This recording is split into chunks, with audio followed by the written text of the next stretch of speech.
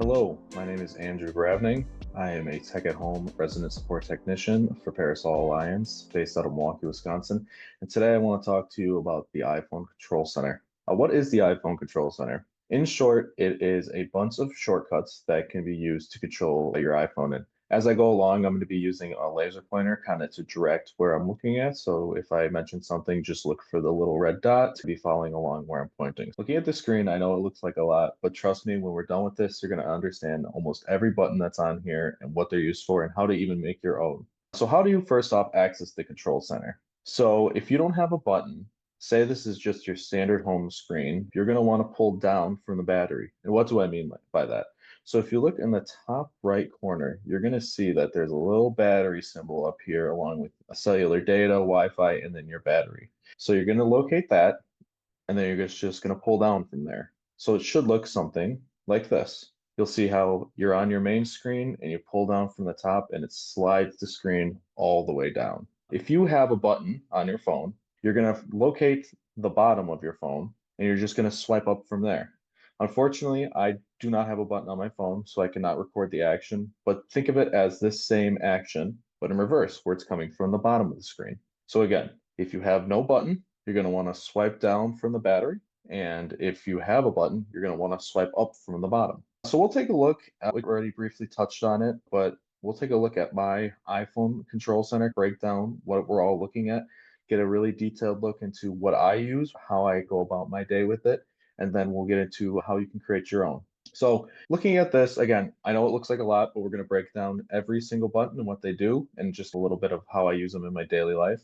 So starting from the top here, then I'll have all of them listed on the side in order. Airplane mode is mostly used when traveling. It will turn off your cellular data when you're on an airplane. Right next to that is cellular data, commonly referred to as LTE, 5G, 4G even. That's going to be anything that allows you to make a phone call or access the internet while you're off your home Wi-Fi. Also commonly depicted using the bars here up in the top. You might have seen that before when we were talking about the battery.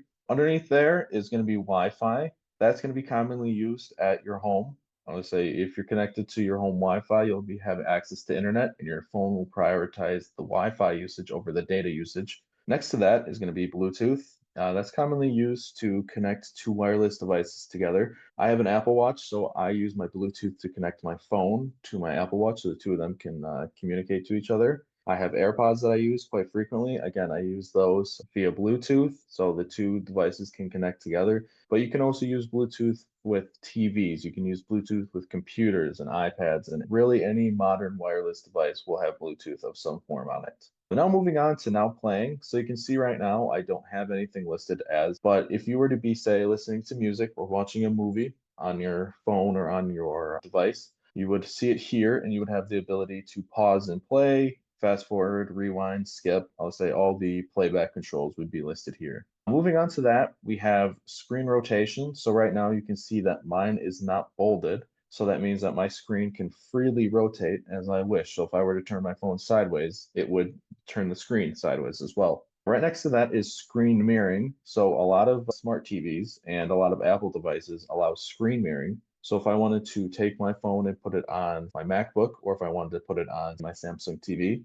I could turn on screen mirroring and I would have the ability to view my phone on a bigger screen with a little bit more detail. Underneath that, you can see it says focus, but it is the do not disturb tab. Underneath there is where I have modes such as do not disturb if I'm out and about and I don't want to be bothered, or if I say I'm at a movie of some play, I can turn on do not disturb and notifications will not go through. This one has my work focus right now, as it knows I'm at work. So it is telling me, hey, you can turn on work focus so you only get calls and texts from important people and cut out a lot of the extra notifications. So moving on to this tall bar here, you're going to see that this is screen brightness. This allows you to control how bright your screen is based on the light and around the room. And usually it's an automated feature, but you also have full access. So if say you're outside and you can't see, you can manually turn up your screen brightness so you can see. Or if you're in a dark room and your phone's just a little too bright, you can turn it down so it's not blinding you. Right next to that, you can see we have volume. This is going to be used to control how loud a certain type of media is being played out of your phones. And this will be connected whether you have headphones in, whether you don't have headphones in, and it will change your levels, obviously, depending what's plugged in. But you do have control of either the side buttons to use your volume or here on the control center. Now we're going to get into the utilities of everything. These are 8 utilities that I use quite frequently, and we'll go through and break them down. Some you might have heard of before, some you might not have. So we'll get into those. The first one is probably the most common utility used on any smartphone. It is the flashlight. It is a quick and easy utility just to know that I have obviously the flashlight on hand anytime I need it. The next one, you're going to see it looks like a little S here. That's Shazam. So Shazam is used for finding music. So say I'm at a retail store and something's playing on the intercom and I'm like, this is pretty good. I like this. I just give that a click and I wait a few seconds, and the phone will actually tell me what song I am listening to so I can go and look it up and listen to it on my own time. So, a very neat feature, one of my favorite features built into iPhones. It is an absolute gem. I have used it hundreds and hundreds of times. Right next to that, you can see the one that just looks like a little dot. That's screen recording. So I actually used screen recording in this prior when I was showing you how to pull down from the top and I had that little animation. I use that to record anything that I might want to capture on my phone, such as using an app or just general tips and tricks that I like to record for my classes. So screen recording is a really fun feature. It's a really awesome built-in feature.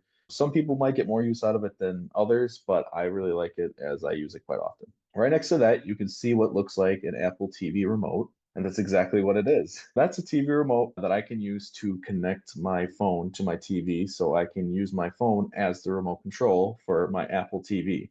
This means that I can pause and play my media. I can control the volume. Again, this is only for an Apple TV, which is very similar to a Roku or a Fire Stick. It is a streaming device that is built by Apple.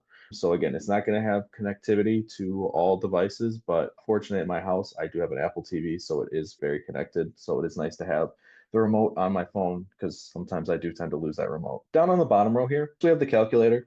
Again, this is a pretty common utility. Most people know what a calculator is before an iPhone. But again, this is something I just like to have on hand really quick. I don't need to think about where it is. I could just give it a click and I know it's right there. Next to that, the battery is actually low power mode. So right now you can see that my phone is on 100%. But say I'm out and about and my phone is below 50% and I know I'm going to be out for a couple hours more and I don't want my phone to lose battery so fast. I'm going to turn on this low power mode, which is going to save a lot of the background processes. It's going to conserve a lot more energy on the phone so I can use the phone for longer. Right next to this, you can see it looks like a watch with a little bit of Wi-Fi coming out of it. Those are actually sound waves. This is Ping My Watch. So again, I've mentioned I have an Apple Watch and I do tend to misplace it from time to time. So if I click this on my iPhone, it will make a sound on my watch to let me know, hey, it's over here, or hey, it's in another room, and I can more easily locate where my watch is. And finally, the last one that I use, and arguably one of the most valuable in the whole bunch of everything I'm going to talk about today, is the QR code scanner. So I do know a lot of people like to download third-party apps or apps from the App Store to scan QR codes, but you actually have one built right into your iPhone. So if you give it a click, it'll pop up a little box, and all you have to do is place your QR code in that little box and it will scan it immediately. One way is to go through the camera. It is a little clunky from time to time.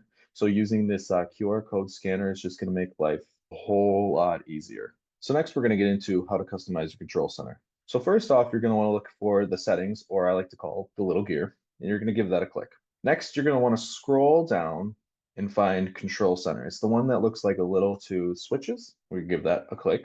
And now you're going to see that we are within the settings of Control Center, and you can see that we already have a couple options up the top here, and then some of those controls that I listed before. So from the top, we can see that it tells you swipe down from the top right edge to open the Control Center. And again, touched on that briefly, but that's pulling down from the battery. You can see that it's asking for access within apps. So this is going to let you, if you're say using an app, you can pull down in the app at any time, let you use the control center. Whereas sometimes if you have this off, you can only access it using the home screen. I think that's a little hindering personally, so I would recommend using access within apps. It's on by default, so if it's already on, you can just leave it on. The next one you see here is show home controls.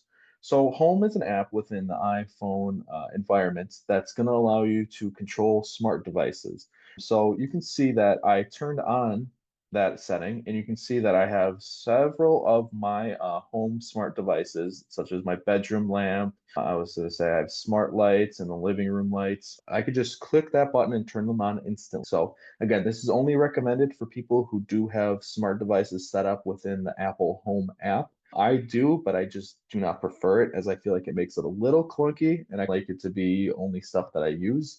So again, it's not recommended, it's not required, but if you like it, it's totally optional. So if we jump back into the Control Center apps and we were to scroll down, you can see that we have all the controls here that I just didn't have selected, but there's quite a larger list to choose from. So I'm going to highlight a few of the key ones. Some of the more popular ones include the camera. So again, quick access to the camera. You just click it and it's pulled up right away.